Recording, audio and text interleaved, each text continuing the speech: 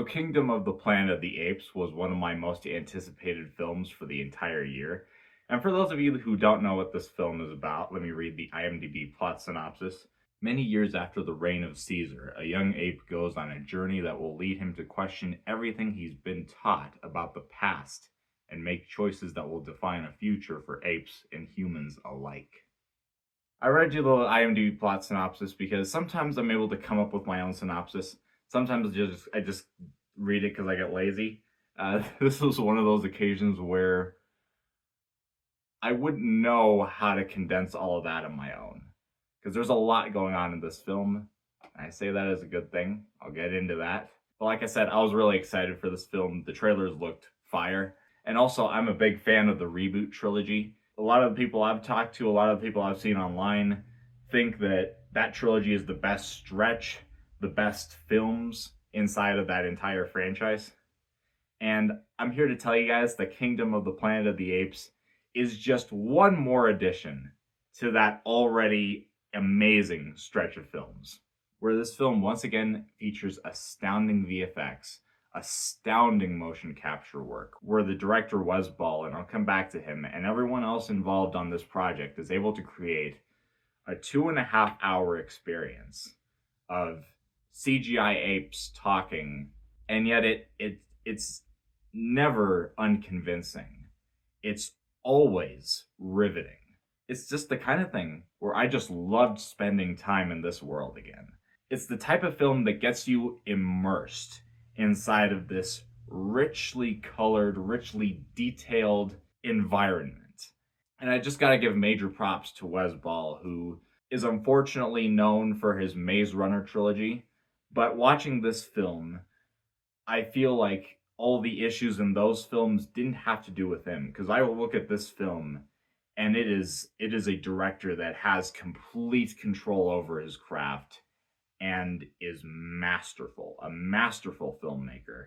He just makes you feel like you are on cliffs and that you are in water without having seen the majority of the Maze Runner films. I've seen the first one years ago, but without having seen the other ones, I can easily tell you this is his best film to date, and I just see a really bright future for this guy.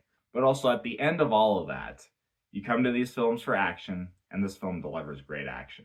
Especially like the hand-to-hand combat was particularly enthralling in this, which shouldn't be much of a surprise to me coming off of the reboot trilogy and how amazing that was, but they pulled it off once again. When certain fight sequences were happening, I couldn't actually believe that they were as good as they were. These might be actually some of the best action sequences of the entire franchise. But with everything that was done on a technical level, what actually won me over, what actually made me believe that this was not just a cheap continuation of the franchise, an unnecessary story to just keep printing out money, is that this film, in so many ways, in so many sequences, pays a tremendous amount of reverence and remembrance to Caesar.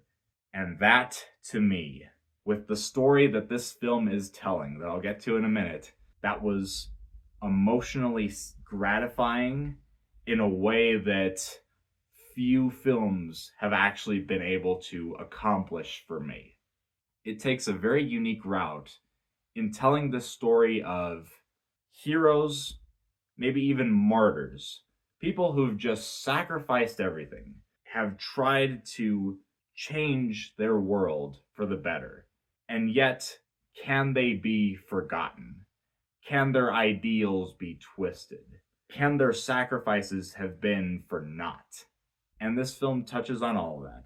You have this group of apes that have lost their way, that see this figure of Caesar in one light, but only in the light that benefits their motives and not actually who Caesar was. To me, it just made all the other characters relatable, because it's not just a coming of age story for our main ape character, Noah, but it's also throwing Noah inside of this world that has lost its way, this world that is confused. And you really get to understand every character in this film, even if the story separates them into the quote unquote good guys and the quote unquote bad guys. You have this complex world that's touching on many different story beats and themes. Where, like I said, you get the coming of age, you get trust, you have characters that are, for their world, they're living in a post apocalypse and making hard choices just to survive. Through all the confusion, it always ties back to Caesar. It always ties back to the ideas of, can humans and apes actually live together? That Caesar had the optimism, had the belief that that could be possible. Now those ideas are in the context of generations later. You have this generational gap. You realize the difficulty of keeping important ideas and people, their memories, alive. And in that way, this film also touches on the crucial importance of remembering the past. I just found this film to be much more thematically dense than I could have predicted. This film ends in a way that it's not, for me at least, it wasn't meant to satisfy, it was meant for you to think about it. And I already heard one review, and maybe other people think this as well, that said that the ending for them was underwhelming. And I can understand that. But for me, I think that that was intentional. That this isn't supposed to be a clean end.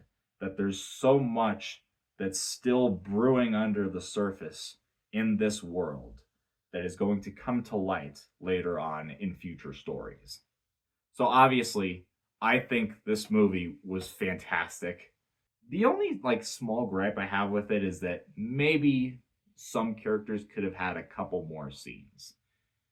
Maybe that criticism will go away once we get the sequels and I can see where everything is intended to end up. But for just this film that we have right now, maybe a few more minutes with some of the characters could have made the film overcome its few familiar moments, its few pacing issues. Those are just a few small gripes, nitpicks in a film that I thought was a worthy companion piece to everything that came before in this reboot trilogy. That's not even a trilogy anymore. For me, it's a trilogy because of the Caesar storyline. But it not only satisfied what I expected it to be, but also managed to be a bit more than that. And because of that, I am going to give Kingdom of the Planet of the Apes an A.